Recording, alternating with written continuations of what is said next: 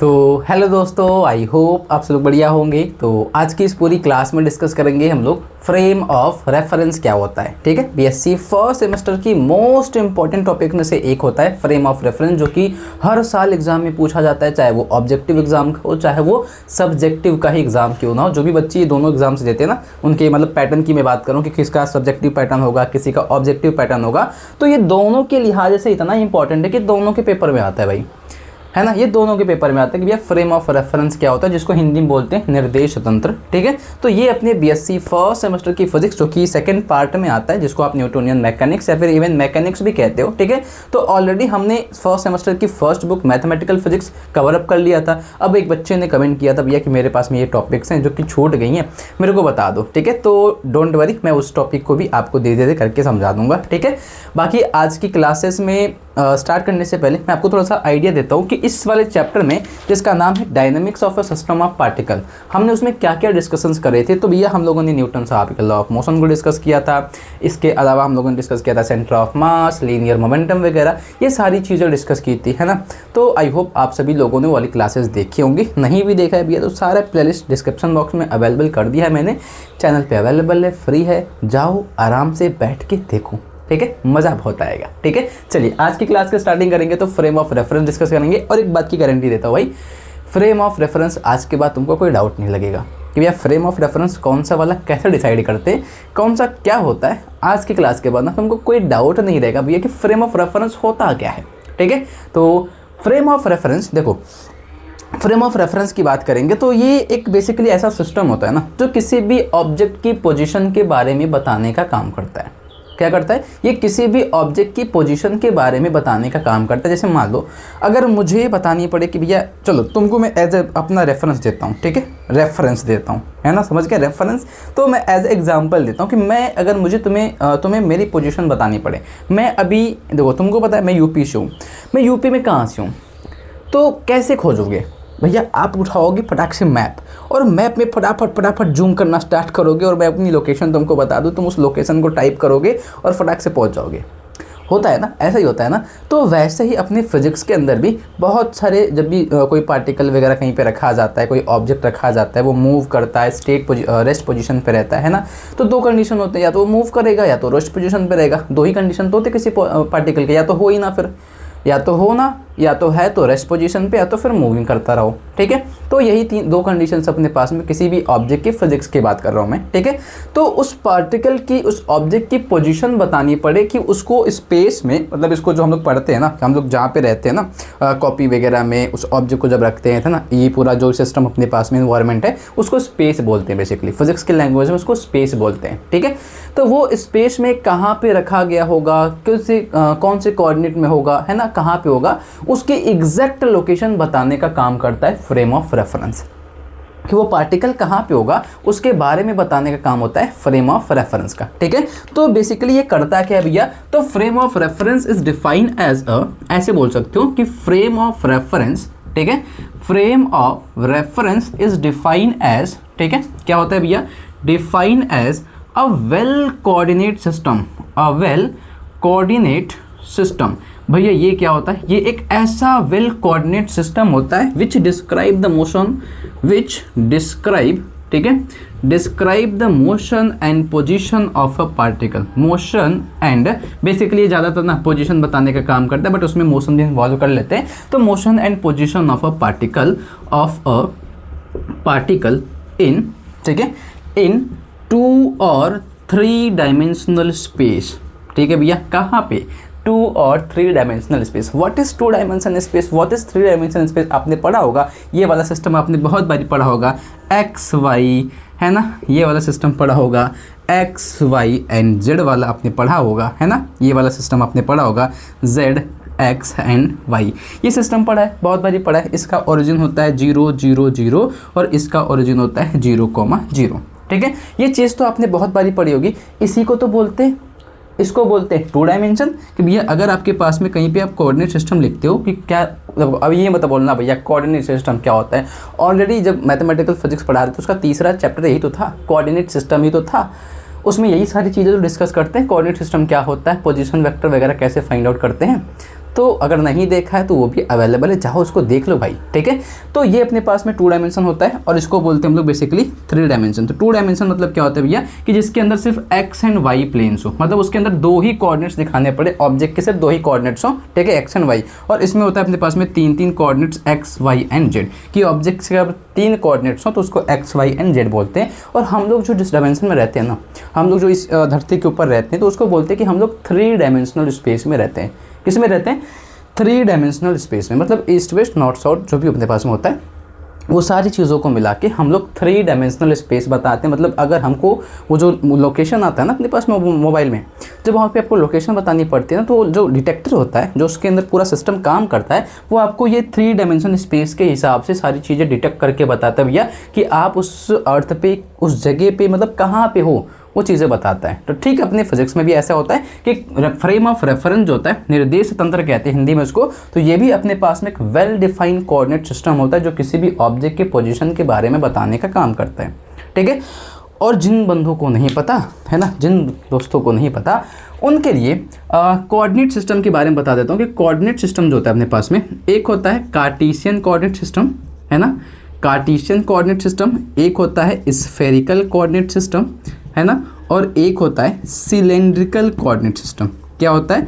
Cylindrical coordinate system. और बहुत जल्द इनके ऊपर 1 शॉट आने वाला है ना, Cartesian, spherical, cylindrical coordinate system, और मतलब इन सब के ऊपर ना बहुत जल्द, ये तीसरा चैप्टर है मैथमेटिकल का, तो ऑलरेडी हमने 2 चैप्टर के 1 शॉट ला चुके हैं, ये तीसरा लाने वाले हैं ना, तो बहुत जल्द इसका भी 1 शॉट आएगा। तो जिसको अभी नहीं भी पता है भाई, तो थोड़ा ध्यान रखना, इनके 1 शॉट भी आने वाले, तो तुम्हारे वहाँ से टॉपिक्स कंप्लीट भी हो जाएंगे, ठीक है। वहाँ पे डिटेल में क्वेश्चंस वगैरह सॉल्व आउट करेंगे, ठीक है।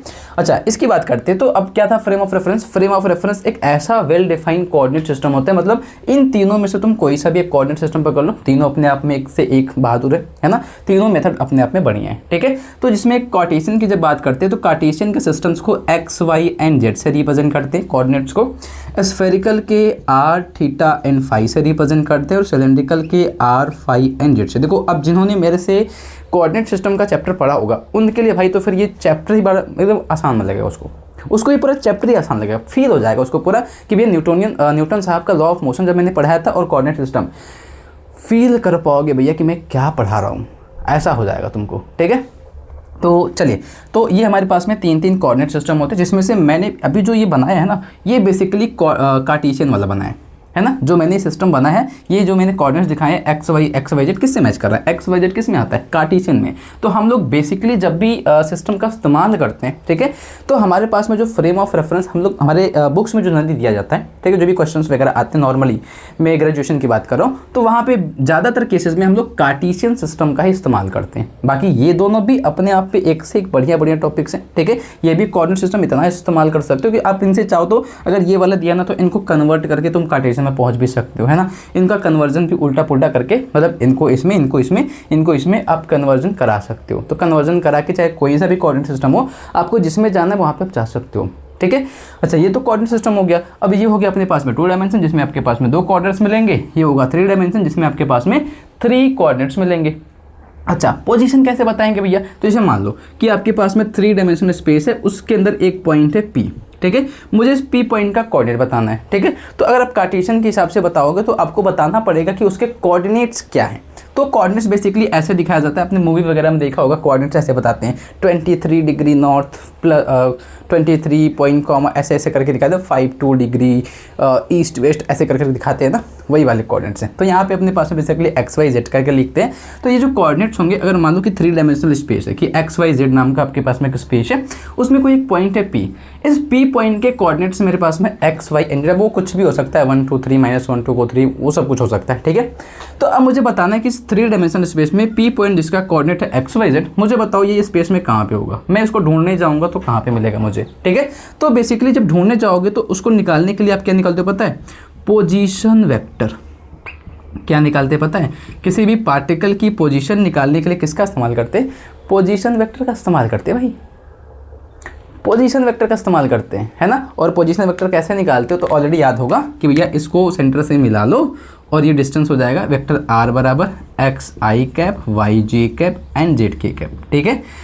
ये होता है। तो अपने पास में जो फ्रेम ऑफ रेफरेंस होता है वो एक ऐसा सिस्टम है भैया, एक ऐसा वेल डिफाइंड कोऑर्डिनेट सिस्टम है, चाहे वो 2 डायमेंशन के लिए इस्तेमाल कर सकते हो, चाहे वो 3 डायमेंशन के लिए इस्तेमाल करो, वो आपको किसी भी पार्टिकल के लोकेशन के बारे में बताने का काम करता है। और इसको नोट करो, तो फिर मैं इसको इरेज करूँगा, और कोई डाउट्स अगर किसी को लग रहा होगा भैया, है ना, तो मेरे को बता दो, ठीक है। फटाफट इसको नोट करो, और किसी को भी कोई डाउट्स लग रहे होंगे तो प्लीज़ मुझे कमेंट करके बताओगे कि भैया मुझे यहाँ पे एक डाउट आ रहा है, ठीक है। चलो मिटाता हूँ मैं। आई होप आपने इसका स्क्रीनशॉट इतने टाइम में तो ले लिया होगा, ठीक है।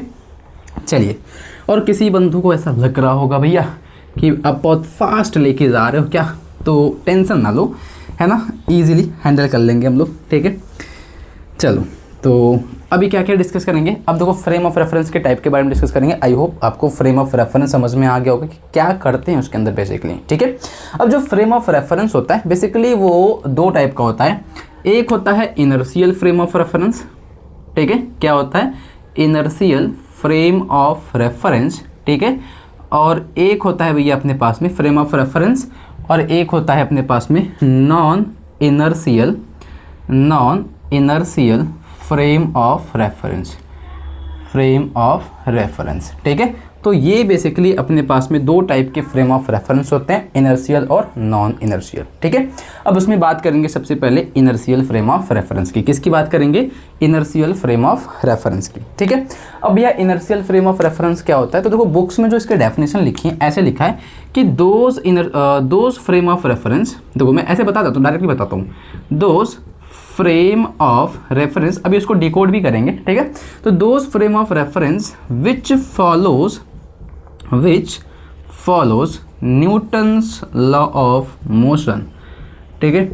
और भाई अगर किसी को लग रहा होगा मैं बहुत छोटा लिखता हूँ ना, तो प्लीज़ आप टेलीग्राम चैनल ज्वाइन कर लो, वहाँ पे आपको इसके अच्छे से हैंड रिटन प्रॉपर तरीके से ब्यूटीफुल तरीके से नोट्स प्रोवाइड कर दिए जाते हैं, आपको वहाँ से इसके नोट्स मिल जाएंगे, ठीक है। और ऐसा लग रहा हो तो स्क्रीन को थोड़ा जूम कर लो भाई, स्क्रीनशॉट लेके ना थोड़ा सा जूम कर लो, वो तुम्हारे डाउट्स मतलब जो भी रहेंगे, तुम्हारा वो जो भी परेशानी है वो भी क्लियर हो जाएगा। पर लेकिन इतना साफ तो लिखता हूँ कि दिख जाता होगा, है ना, क्वालिटी थोड़ी सी बढ़ा लोगे अच्छे से दिख जाएगा, ठीक है। तो those frame of reference which follows Newton's law of motion are called inertial frame of reference, ठीक है। उसको क्या बोलते हैं? इनर्शियल फ्रेम ऑफ रेफरेंस बोलते हैं, IFR बोलते हैं, ठीक है। क्या बोलते हैं? IFR, inertial frame of reference, ठीक है। किसको? कि जो फ्रेम ऑफ रेफरेंस न्यूटन साहब के लॉ ऑफ मोशन को फॉलो करता होगा। अच्छा भैया, न्यूटन साहब का लॉ ऑफ मोशन क्या कहता है? तो फर्स्ट लॉ था, याद है कि इस फर्स्ट लॉ को बोला जाता है लॉ ऑफ इनर्शिया, कि अगर कोई ऑब्जेक्ट रेस्ट पोजीशन पे है वो तब तक रेस्ट पे रहेगा जब तक आप उस पर कोई एक्सटर्नल फोर्स अप्लाई नहीं करते हो। अगर कोई ऑब्जेक्ट मूविंग पोजीशन पे है तो तब तक मूव करेगा जब तक आप उस पर कोई एक्सटर्नल फोर्स नहीं लगाते हो, है ना। ये था अपने पास में लॉ ऑफ इनर्शिया भी बोलते हैं उसको, तो ये फर्स्ट लॉ ऑफ मोशन था, ठीक है। और सेकेंड लॉ की बात करूँ तो सेकेंड लॉ भैया ये था कि the external force apply on a body when a body, जब मतलब अगर आप किसी बॉडी पे एक्सटर्नल फोर्स वगैरह अप्लाई करते हो तो अप्लाइड फोर्स जो होता है वो मोमेंटम के डायरेक्टली प्रोपोर्शनल काम करता है। फिर ऑल्सो बोला जाता है कि भैया वो मोमेंटम के बराबर आता है, ठीक है। मतलब सॉल्यूशंस वगैरह करोगे तो बराबर आ ही जाता है, ठीक है। तो directly proportional to the momentum होता है। एंड जो थर्ड वाला होता है बेसिकली वो एक्शन एंड रिएक्शन वाला होता है, ठीक है। तो उसमें से कौन से लॉ को फॉलो करेगा? तो फर्स्ट एंड सेकंड, ध्यान रखना मेरी बात, ये ज़्यादातर केसेस में फर्स्ट एंड सेकंड लॉ की बातें की जाती है। जब भी आप बात करेंगे कि विच follows Newton's law of motion ना, तो फर्स्ट एंड सेकंड लॉ की बातें की जाती हैं कि भैया अपना फ्रेम ऑफ रेफरेंस कौन से न्यूटन के लॉ को फॉलो करेगा। तो first law and second law of inertia वाले को, और लॉ ऑफ फोर्स या फिर लॉ ऑफ मोमेंटम भी कहते हैं सेकंड लॉ को, ठीक है। Law of action and reaction की बातें इसमें नहीं आती ही नहीं है, तो उसमें करना ही क्या फिर, ठीक है, इतना ध्यान रखना। अच्छा, अब ये करेगा कैसे, होगा क्या, पहचानेंगे कैसे भैया कि फ्रेम ऑफ रेफरेंस है वो लॉ ऑफ न्यूटन्स लॉ को फॉलो कर रहा है, ठीक है। तो जैसे मान लो, ठीक है, अगर मान लो कि अपने पास में जो भी वो जो पॉइंट्स था, ठीक है, कि अपने पास में कोऑर्डिनेट सिस्टम है भैया, ये कोऑर्डिनेट सिस्टम था, ठीक है। ये कोऑर्डिनेट सिस्टम में XYZ नाम का अपने पास में कार्टेशियन कोऑर्डिनेट सिस्टम है, और यहाँ पे अपने पास में पॉइंट है P जिसका कोऑर्डिनेट्स है XYZ। अगर मैं बोलूँ ये पॉइंट P है, इस P पॉइंट को वहाँ पे मैं छोड़ दूँ ऐसे ही, है ना, उस P पॉइंट को मैं वैसे ही छोड़ दूँ, क्या वो वहाँ से हिलेगा? मतलब कुछ नहीं करो, बस उसको रख के छोड़ दूँ, क्या वो वहाँ से आगे बढ़ेगा? तुम बोलोगे भैया अगर रख के छोड़ोगे तो फिर तो आगे नहीं बढ़ेगा। हाँ, नहीं बढ़ेगा आगे, बट अगर मैं उस पर कोई फोर्स वगैरह लगा दूँ तो थोड़ा बहुत तो मूव करेगा। अगर मैं उस पर उस हिसाब का फोर्स लगा दूँ कि वो मूव कर पाए तो वो मूव करेगा, है ना, मूव करे, ऐसा थोड़ी ना कि वो फ्लो, अब ये मत करना भाई कि वो फ्लोट करेगा, आपने बोर्ड पे लगाया हवा में रख दिया तो फ्लोटिंग करेगी, ऐसी चीज़ मत लगाना भाई, वो दिमाग मत लगाना वो वाली, ठीक है। तो अगर एक ऑब्जेक्ट है मेरे पास में, मान लो कि पी पॉइंट मेरे पास में, उस पी पॉइंट पे क्या रखा मैंने एक ऑब्जेक्ट रखा है, क्या रखा है, इस पी पॉइंट पे मैंने एक ऑब्जेक्ट रख दिया। तो अब मैं ऑब्जेक्ट को रख के छोड़ दूं तो क्या वो ऑब्जेक्ट मूव करेगा, बोलोगे नहीं मूव करेगा। विच मीन्स कि अगर मैं किसी भी ऑब्जेक्ट की बात करता हूं, अगर मैं किसी भी पार्टिकल की बात करता हूं कि if a particle is in rest position, ठीक है, तो वो रेस्ट पोजीशन पे कब आएगा, वो कब तक रहेगा। अगर कोई पार्टिकल रेस्ट पोजीशन पे तो कब तक रहेगा भैया, तब तक रहेगा जब तक आप उस पर कोई एक्सटर्नल फोर्स वगैरह अप्लाई नहीं करते हो। क्या होगा कि अगर आप पार्टिकल पे कोई एक्सटर्नल फोर्स वगैरह अप्लाई नहीं करते हो भैया, तो तब तक वो तो अपना रेस्ट पोजीशन पे रहेगा ही रहेगा। बोलो सही बात है, बोलो कि हाँ भैया, कि अगर पार्टिकल पे आपने कोई फोर्स नहीं लगाया, उसको कहीं पर रख दिया, तो ऑब्जेक्ट अगर रेस्ट पोजीशन पे, मतलब वही ऑब्जेक्ट बोलो जब पार्टिकल बोलो, बात है कि भाई, है ना। तो particle is in rest position, पहली बात, ठीक है, कि f की वैल्यू 0 है तो भैया पार्टिकल क्या होगा, is in rest position. Second चीज़, आप इसको ऐसे भी बोल सकते हो कि न्यूटन साहब को जो पहला लॉ था उसमें दो चीज़ें होती हैं कि पार्टिकल अगर रेस्ट पे है तो आप फोर्स नहीं अप्लाई करोगे तब भी, मतलब वो तब रुका रह जाएगा, और अगर मोशन के फॉर्मेट में तो तब तक मूव करेगा जब तक आप एक्सटर्नल फोर्स नहीं लगाते हो। और उसमें भी मोशन दो तरीके के होते हैं, मोशन को ध्यान रखना, मोशन दो तरीके के होते हैं, एक होता है कांस्टेंट स्पीड से मोशन करना और एक होता है वेरिएबल स्पीड से मोशन करना, ठीक है। कांस्टेंट स्पीड का मतलब कि अगर 5 मिनट में 10 मीटर गया, फिर अगले 5 में 10 मीटर, फिर अगले 5 मिनट में 10 मीटर, फिर अगले 5 मिनट में 10 मीटर, तो उसको बोलते हैं कांस्टेंट स्पीड। मतलब उसकी स्पीड चेंज नहीं करेगी हर टाइम में, मतलब 5 मिनट के गैप में वो 10 मीटर का डिस्टेंस ट्रेवल करेगा। तो टाइम गैप में जो भी होगा उसका डिस्टेंस जो भी ट्रेवल करेगा, स्पीड चेंज नहीं करेगा, ठीक है। बट ऐसा हो जाए कि 5 मिनट में 10, फिर 5 मिनट में 50 चला जाए, स्पीड बढ़ गई भाई, अचानक से स्पीड बढ़ गई हो, हवा जायज होगा, है ना, कोई जहाज वाज होगा, स्पीड बढ़ गई होगी, फिर अगले 5 मिनट हो सकता है 100 की स्पीड से चला जाए। तो जब ये फिक्स नहीं रहेगा कि उसकी स्पीड क्या होगी, बढ़ेगी घटेगी, तो उसको बोलते हैं वेरिएबल स्पीड। और वेरिएबल स्पीड का एक और नाम होता है एक्सेलरेशन, इस बात का ध्यान रखियो, ठीक है।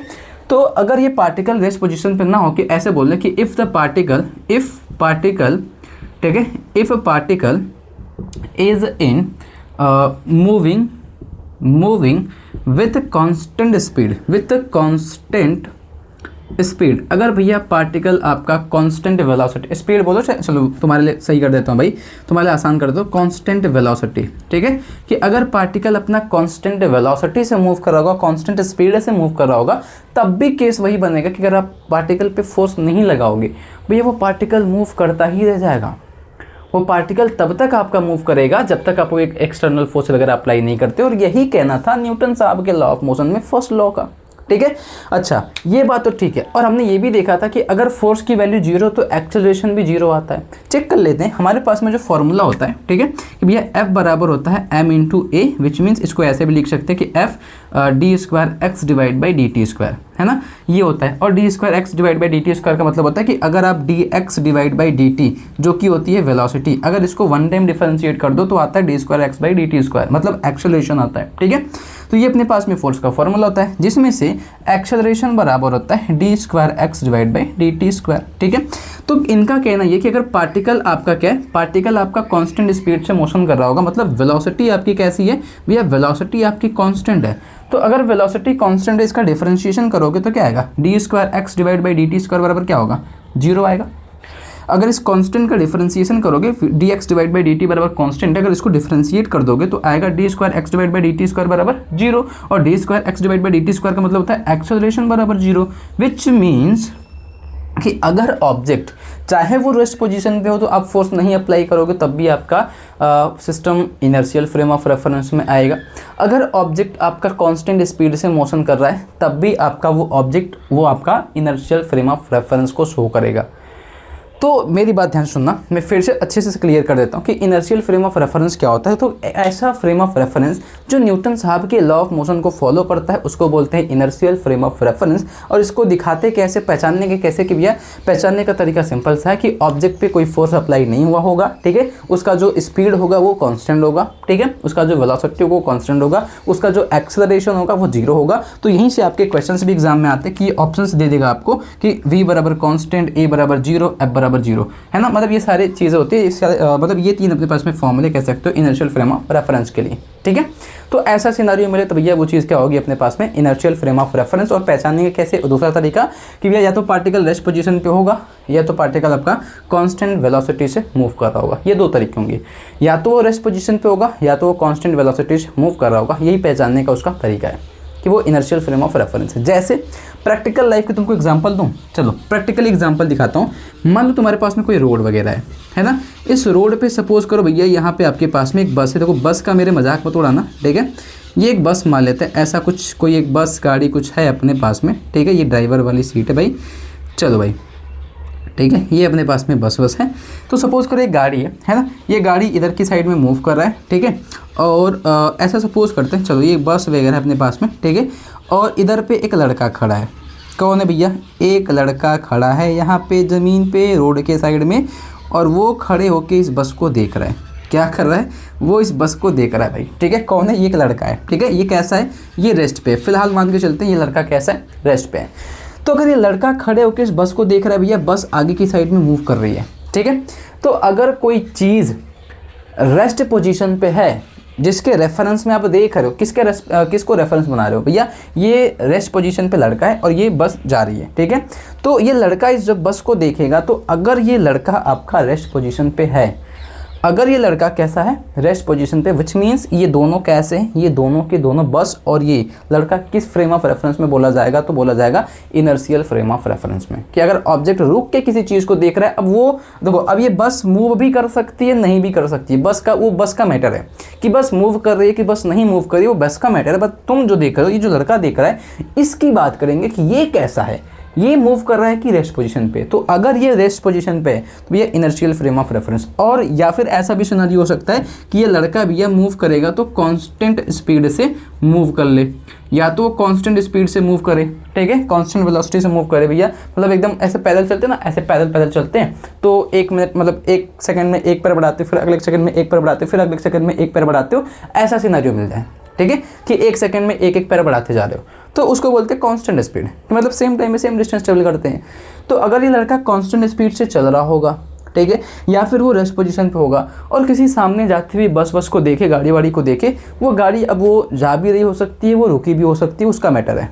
तो अगर कोई चीज़ रुक के या फिर कांस्टेंट स्पीड वाले से देखेगा तो वो दोनों को बोला जाएगा भैया कि जिस चीज़ को वो देखा रहा है, ठीक है, वो चीज़ और वो दोनों के दोनों कैसे हैं, दोनों के दोनों इनर्शियल फ्रेम ऑफ रेफरेंस में आते हैं, ठीक है। कैसे, इनर्शियल फ्रेम ऑफ रेफरेंस में आते हैं।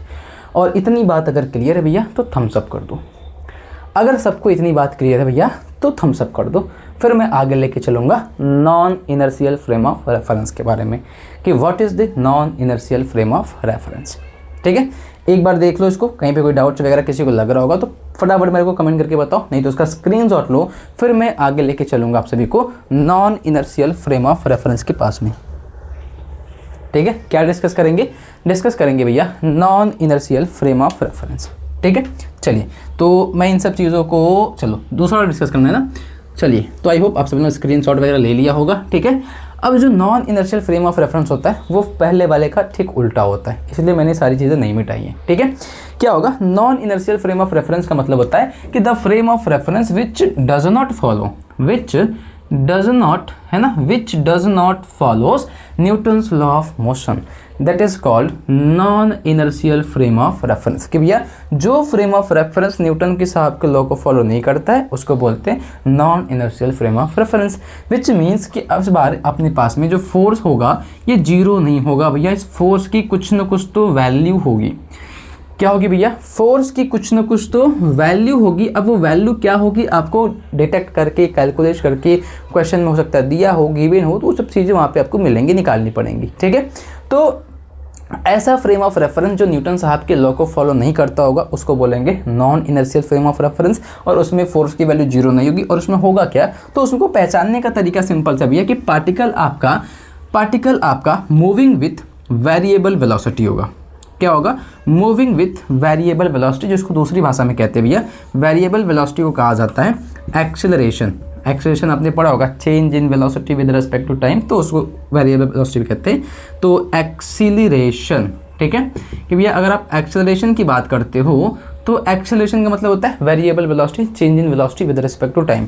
तो अगर ऑब्जेक्ट आपका non inertial frame of reference में, मतलब ये लड़का जो अपना रेस्ट पोजीशन पे था, अब ये रेस्ट पे नहीं रहेगा।